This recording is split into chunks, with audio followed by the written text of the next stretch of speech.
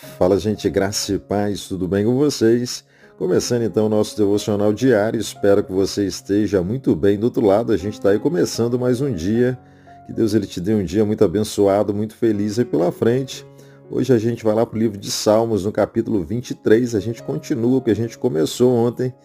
Que Deus ele possa ministrar o teu coração e, como sempre, que ele abençoe ricamente a tua vida, a tua casa, a tua família. Ele possa derramar sobre você uma paz que excede todo entendimento. E para você que é novo por aqui, seja sempre muito bem-vindo. A gente fala sempre sobre a vida. E começando então lá pelo versículo 1 do Salmo 23, a palavra de Deus ela diz assim: O Senhor é o meu pastor e nada me faltará. Amém? E o texto ele diz que nada me faltará, não é verdade?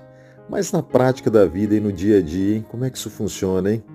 Aí eu te pergunto, alguma vez já te faltou alguma coisa na tua vida? E aí, hein? Como é que a gente lida com essa afirmação da Bíblia comparada com a vida na prática?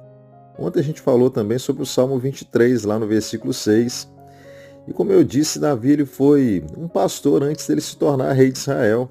E no contexto cultural ali do antigo Oriente Próximo ali, a figura do pastor era bem conhecida. E o pastor ele cuidava das suas ovelhas ali, protegendo-as, né, dos perigos e guiando elas por pastos verdejantes, por águas tranquilas. E isso também diz aí nesse Salmo 23. E todo esse cuidado, né, todo especial, ele ilustra ali a relação íntima, né, e protetora de Deus com o seu povo. E quando a gente volta para o versículo 1 do Salmo 23, e ele diz que o Senhor é o meu pastor e nada me faltará, à primeira vista essa declaração parece prometer uma vida sem dificuldades, não é isso? No entanto, meu irmão, numa análise mais profunda desse texto, ele revela que não se trata da ausência de dificuldades materiais ou emocionais na nossa vida, não, muito pelo contrário. Davi ele não está dizendo que a gente nunca vai enfrentar ou deixar de enfrentar dificuldades, mas que com Deus como nosso pastor, nada de essencial nos faltará. E essa passagem, meu irmão, ela mostra ali a suficiência de Deus em suprir todas as nossas necessidades espirituais e emocionais de nós como filhos. E o nada me faltará aqui no texto refere-se ali a uma suficiência mais profunda, uma satisfação que vai muito além das necessidades materiais. Então volto a te perguntar de novo, já te faltou alguma coisa na vida? Já te faltou dinheiro para você comprar uma roupa, para pagar o teu aluguel, para quem sabe trocar de carro? Já te faltou aí paz na tua vida, alegria, alguém para caminhar junto com você? A gente poderia listar um monte de outras coisas que certamente já faltaram na nossa vida. E aí entra a questão, nada me faltará. Será que essa é uma promessa falha?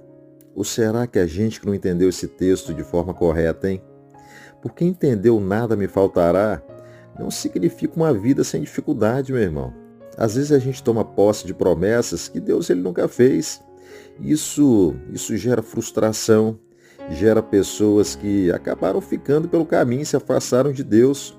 E Deus ele não tem nada a ver com essas expectativas erradas. Porque a verdadeira mensagem do Salmo 23, do versículo 1, fica mais clara se a gente lê ali na versão NVI da Bíblia. E ela diz bem assim, ó: O Senhor é o meu pastor, de nada terei falta. Vou repetir, hein? O Senhor é o meu pastor, de nada terei falta. E agora, a coisa fica mais clara, não é verdade? E trocando em miúdos, para aqueles que têm Deus como pastor, tudo que falta não fará falta. A nossa perspectiva da vida ela muda, meu irmão. Nós não estamos e nem ficamos mais presos às coisas que a gente não tem. Elas não nos farão falta. Quem se sente cuidado por Deus não sente falta de nada, porque a sua suficiência ela está nele, em Deus. E Jesus lá em Mateus, no capítulo 6, lá no versículo 33, ele reforça essa ideia da gente buscar em primeiro lugar o quê? O reino de Deus, e as outras coisas nos serão acrescentadas. Então a suficiência em Deus, ela nos faz entender que quando a gente busca pelo reino em primeiro lugar, ele supre as nossas necessidades, isso tudo de maneira perfeita, soberana. Lembra quando você era criança E por vezes você deve ter segurado firme na mão do teu pai ou da tua mãe ali, em meio a uma multidão. E a gente não se preocupou com o caminho, não é verdade? Porque a nossa confiança, ela estava no cuidado do nosso pai, da nossa mãe ali guiando em segurança. Da mesma forma, meu irmão, quando Deus ele é nosso pastor, nós confiamos que ele nos guiará, suprindo todas as nossas necessidades, isso conforme a tua vontade. Porque quando Jesus, lá no Novo Testamento, ele se apresenta como o bom pastor, como a gente bem disse ontem, né, em João 10, ele diz que o bom pastor dá a vida pelas ovelhas, não é isso? Então, assim como Davi ele descreve Deus como seu pastor, Jesus ele também assume esse papel, oferecendo cuidado, proteção completa, não é verdade, para aqueles que são seus. Então, o bom pastor, ele não apenas ele provê, mas ele também garante uma vida abundante. E a gente consegue tirar de ensino para a nossa vida com esse texto do Salmo 23, no versículo 1, pelo menos três coisas. A primeira delas, suficiência em Deus, entender que nada me faltará. Isso significa encontrar em Deus tudo que a gente realmente precisa. Em segundo lugar, a busca pelo reino de Deus em primeiro lugar. Então, priorizar o reino do Senhor na nossa vida, confiando que Ele suprirá as nossas necessidades, essa deveria ser a nossa mentalidade. Em terceiro lugar, depositar toda a nossa confiança no bom pastor, em Jesus, porque nele nós somos cuidados, nós somos guiados, e que nós possamos então fazer boas escolhas na vida, guiados aí pela luz da palavra de Deus até a vinda de Jesus.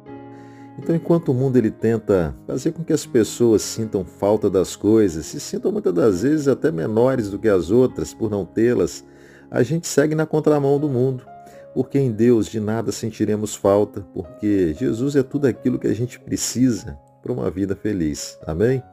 Guarda no teu coração, espero que produza bons frutos. Não esquece, amo vocês em Jesus.